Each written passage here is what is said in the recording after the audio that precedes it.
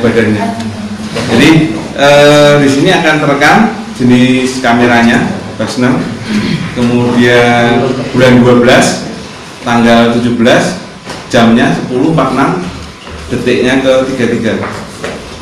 Ini fotonya, ini lewatnya lagi jalan. Nah ini yang jalan lagi. Nah, kenapa waktu di sini tidak kefoto? Jadi waktu masuk ke bidang ini, itu sensor mulai menangkap gerakan dan menghidupkannya baru ketika di tengah. Nah ini nanti kita bisa pelajari typically tiap-tiap kamera nanti beda-beda. Ada yang sudah hampir keluar baru kedetek fotonya. Berarti tadi pas kalau kita di pohon yang paling belakang, cuman terganggu yang dekat. Nah, ini gerakan di luar itu yang di pojok ini bergerak juga foto. Nah, kenapa kita ngambil tiga jepret, sekali jepret 3 gambar?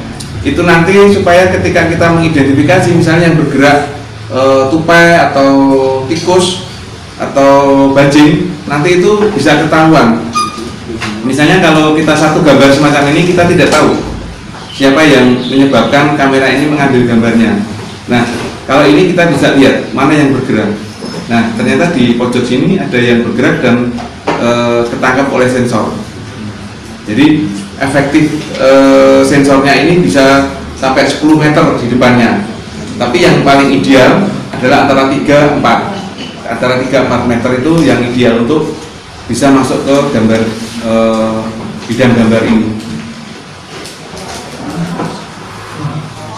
Ini tadi yang lewat di belakang, meskipun dia berjalan di belakang, dia tetap terpantau. Nah ini pergerakan jauhnya itu ada 5 meter tadi. Nah 1, 2, 3. Nah nanti detiknya ini kelihatan. Detiknya ini kelihatan di jam berapa dia lewat, kepantauan. 1, 2, 3. Nah kalau ini hasilnya sama, kita bisa tahu. Oh, kalau misalnya tiba-tiba seperti ini, yang kelihatan hanya kakinya seperti ini, kita nggak tahu ini hewan apa atau ini apa yang terfoto. Ini contoh ini. Karena yang terfoto cuman yang kaki terus sedikit. Tapi kalau ini kita bisa lihat, ini secara penuh kelihatan. Misalnya ini kepotong secara dekat, misalnya tertutup ranting atau gimana, kita masih tetap bisa identifikasi. Ini fungsinya kenapa sekali momen itu ada 3 kali jepretan. Oh ini tadi waktu ditutup dan dibuka itu biasanya juga waktu masih posisi on mau kita matikan itu juga bisa mengambil gambar di sampingnya, tapi ini kita abaikan. Nah ini jaraknya ada berapa cm tadi? Ada 5 cm, ada 5 meter jaraknya dari kita masang ke yang belakang tadi. Ada 4 meter lebih kan?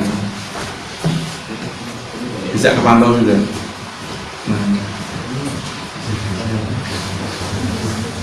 Nah kalau video nanti lain lagi. Ini enggak ada. Nah ini gambarnya nanti semacam ini yang kita coba identifikasi. Contohnya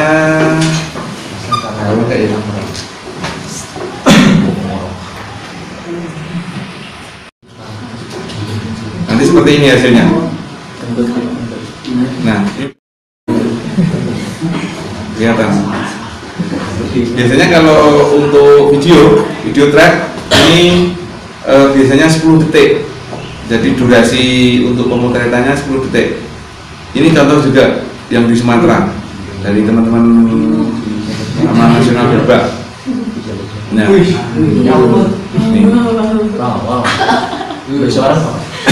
ini yang kamera lama tidak, tapi yang jenis baru sudah bisa merekam suaranya juga. Ini biasanya teman-teman yang masang, karena kita di hutan, biasanya kita logistiknya adalah ikan asin, sarden, makanan-makanan itu. Jadi ketika kita setting kamera, kita tidak cuci dulu tangan kita. Pengalaman yang di Meru Betiri kemarin itu macan kumbang yang mencium ini, bahkan nyakar-nyakar karena habis makan terus keburu-buru masang, tidak cuci tangan, jadi aroma ikan asinnya nempel di sini. Meru betirinya di bagian mana, Pak? Ya, Meru betirinya.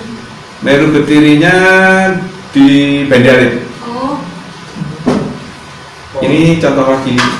Nah, kalau titik pemasangan kita terlalu dekat, maka lama hewan terekam itu juga singkat. Karena begitu dia melintas, ini ngerekam, begitu dia pergi, kamera masih jalan, tapi ini sudah pergi. Kalau video biasanya kita hampir 10 meter dari perlintasan itu, sehingga nanti durasi dia fotonya lama. Atau misalnya ini jalan, kita ngambil dari sudut sini, sehingga apa? Mulai dia masuk ke bidang gambar dia udah terekam, atau dia masuk bidang gambar sampai menuju dia terekam. Contohnya ini tadi, ini misalnya, ini karena terlalu dekat, maka ketika dia dekat sudah terekam. Nah ini yang lihat, Iwan tetap curiga karena ketika mau thread biasanya ini muncul warna merah gitu. Ada sensor merahnya itu membuktikan bahwa dia aktif. Ini contoh-contoh yang Sumatera yang bagus, misalnya ini juga bagus ini. Nah ini posisinya jalan tadi.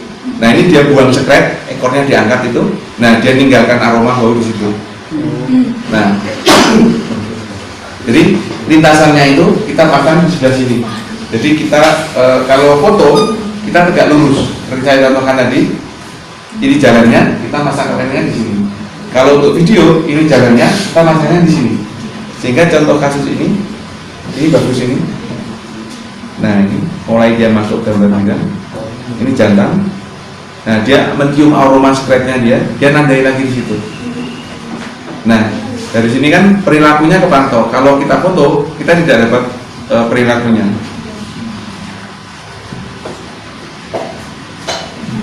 Ini contoh lagi, contoh video. Ini terlalu dekat pemasangan kameranya. Lihat ekornya. Ini nanti yang membedakan identifikasi antara macan tutul dengan harimau kalau di Jawa. Nah, ini.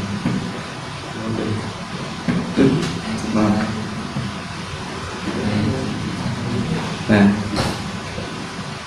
yang membedakan macan tutul ekornya ini dari pangkal sampai ujung besar. Tapi kalau harimau ini ekornya mengecil.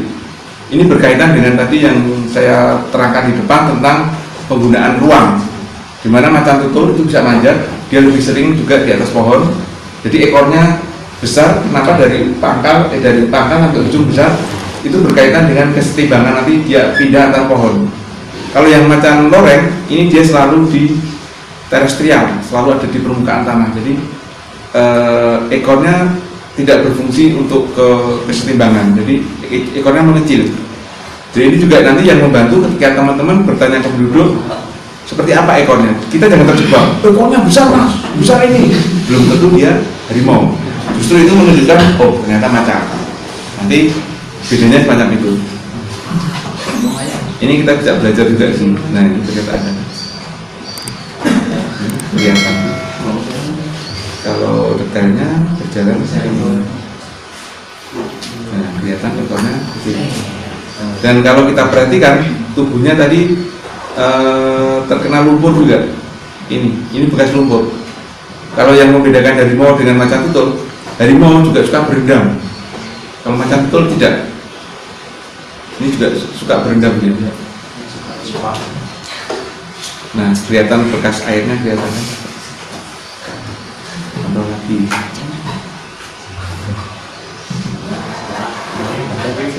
Nah, ini terlalu dekat juga. Yang malam Pak. Ya? Yang malam ini.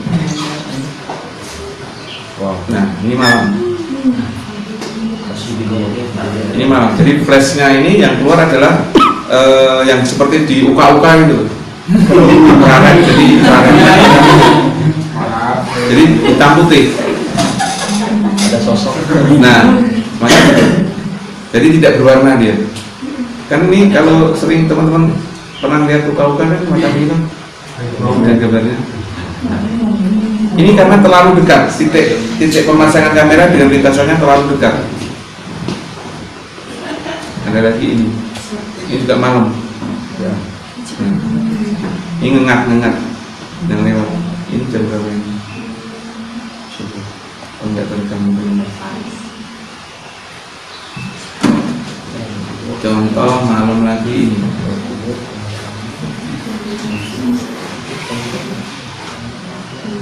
Kok nggak ada yang lewat?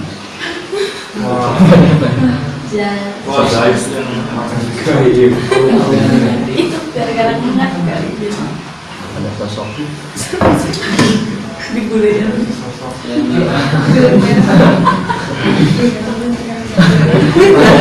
Ada yang lewat? Ingat, anggap saja ingat. Ini contoh lagi. Tuh, ekornya itu. Dia dekat. Nah, biasanya kalau terlalu dekat, sensor sudah merekam gerakan, cuman dia berada di luar jendela bidik itu. Jadi yang kelihatan tadi cuma sedikit sekali di sini. Nah itu kelihatan apa kumisnya? Ini ekornya, ini kumisnya di sini, ini ekornya ini kelihatan. Dia ada di samping kamera.